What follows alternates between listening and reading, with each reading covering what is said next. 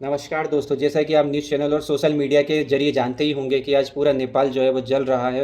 पूरी राजनीति भ्रष्टाचार की भेंट चढ़ चुकी है। युवा जनरेशन जेडीएन प्रोटेस्ट कर रही है सोशल मीडिया के नाम पर, और राजनीतिक लोग रोटियां सेक रहे हैं।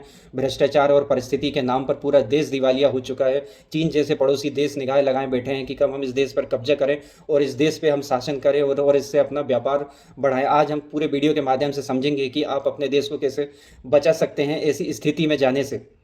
नेपाल की सरकार गिरने का मुख्य कारण यह है कि वहाँ पे एक अच्छी राजनीति और राजनीतिक के लोगों की बहुत ज़्यादा कमी थी। वहाँ पे नेपोटिज्म में कुछ इस कदर के समाया हुआ था, जैसे कि शरीर में आत्मा समाई हुई रहती है। सरकार में उच्च स्तरीय मंत्रियों ने निचले स्तर से उच्च स्तर तक अपने ही आसपास चाचा मामा के लोगों को भर के रखा था, जिस कारण वहाँ पे भ्रष्टाचार ऐसा फैल गया था। और वहाँ पे मुख्य कारण यह भी है कि वहाँ पे एक गठबंधन की सरकार थी। कोई भी सरकार वहाँ पे एक लंबा कार्यकाल पूरा नहीं कर पाई है, जिस कारण से वहाँ पे गठबंधन की सरकारें चलती थी।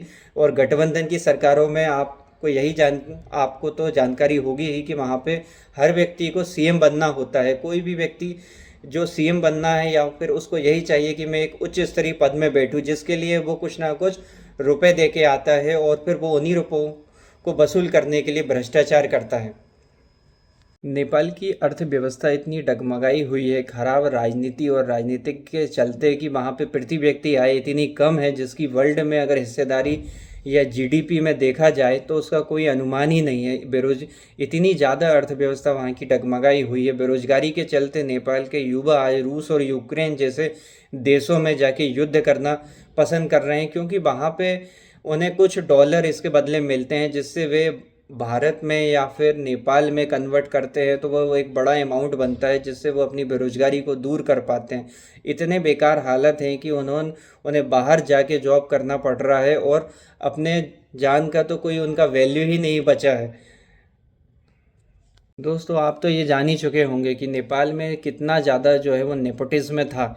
उसी के चलते वहाँ पे उनके बेटों ने और उनके परिवार वालों ने इतनी लग्जरी लाइफ जो है वो सोशल मीडिया में शो की है या एक्सप्लोर की है, जिसके ज़रिए वहाँ के आम जनता में इतना ज़्यादा आक्रोश फैल गया है, क्योंकि इतना ज़्यादा उनका निम्न स्तर है और उनके जो नेता हैं वो इतनी लग्जरी लाइफ अपने आप में शो कर रहे हैं, जिससे पूरी सोशल मीडिया ने हैशटैग कर करके पूरे नेताओं को इतना बदनाम कर दिया, जिस कारण उन्होंने सोशल मीडिया को बैन कर दिया। जबकि सोशल मीडिया के जरिए कई नेपाली युवक अपना रोजगार चला रहे थे। कुछ ना कुछ वो यूट्यूब है, वो इंस्टाग्राम है, फेसबुक है, इसके जरिए कुछ ना कुछ रोजगार कर रहे थे, पर उन्होंने इस पूरे सोशल मीडिया प्लेटफॉर्म को बंद कर दिया, जिस कारण पूरे देश में आज इतना उग्र आंदोलन चल रहा है, जिसके बारे में आप न्यूज़ चैनल और सोशल मीडिया के जरिए जान ही चुके होंगे। आज ये आंदोलन इतना उग्र हो चुका है कि वहाँ के प्रधानमंत्री और गृह मंत्री ने इस्तीफा दे दिया है और उनके घर में और पार्लियामेंट में भी आग लगा दी गई है। आप समझ ही सकते हैं कितना भयावह ये माहौल हो चुका है।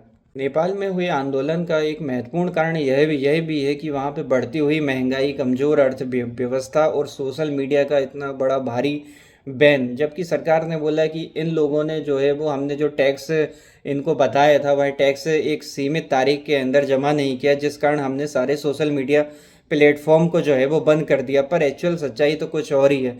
यहाँ की जनता ने इन्हें अपने नेताओं को हैशटैग करके पूरे वर्ल्ड में इस कदर उन्होंने देश की सच्चाई को फैलाया था, देश की सच्चाई को बताया था कि देश में इतनी ज़्यादा गरीबी है और यहाँ हमारे जो नेता है वो इतनी लग्जरी लाइफ जी रहे हैं, इसके बारे में बताया। इसी चीज़ से सरकार ने परेशान होकर हर एक सोशल मीडिया प्लेटफॉर्म को जो है वो बैन कर दिया था, जिसके चलते वहाँ पे एक आम आदमी इतना ज़्यादा परेशान हो गया। युवा है, शिक्षा वर्ग है, स्टूडेंट हैं, या फिर जो भी नए नए युवा हैं, यानी कि जो सोशल मीडिया में कोई ना कोई एक्टिविटी करते हैं, अपना रोजगार चलाते हैं, सबका एकदम से पूरा लाइफ स्टाइल बिगड़ गया, पूरा उनका नॉलेज का जरिया छिन गया।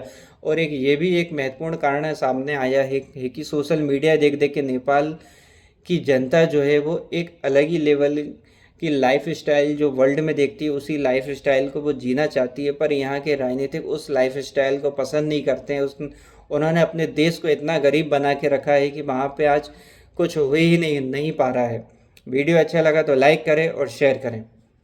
दोस्तों नेपाल जो है वो दिवालिया और आज इस कदर के आंदोलन को होने से बचा सकता अगर वह भारत और अपने पड़ोसी देश चीन से कुछ सबक लेता, क्योंकि एक अच्छे देश को चलाने के लिए एक बड़े बहुमत की सरकार होती है जो कि भारत में है। यहाँ पे एक एक बहुत ज़्यादा बड़े बहुमत की सरकार है जिससे कोई भी बिल हो या कोई भी एक्ट हो वो आसानी से पारित किया जा सकता है या बनाया जा सकता है, जिससे सरकार कोई भी बिल को लाना चाहती है जो जनता के पक्ष में रहता है उसको आसानी से लेके आ सकती है। सरकार के में और अच्छे राजनीति करने की क्षमता होनी चाहिए और अच्छे राजनीतिज्ञ होते हैं अगर आप अच्छी सरकार चुनते हो। इसलिए हमेशा वोट सही पार्टी को ही देना चाहिए। जो भी सरकार हमारी होती है उसको अच्छे निर्णय लेना चाहिए जनता के पक्ष में, जिससे जनता और सरकार के बीच में मतभेद ना फैले और वह एक अच्छी सरकार को चलाने में अपना पूरा कार्यकाल पूर्ण कर सके।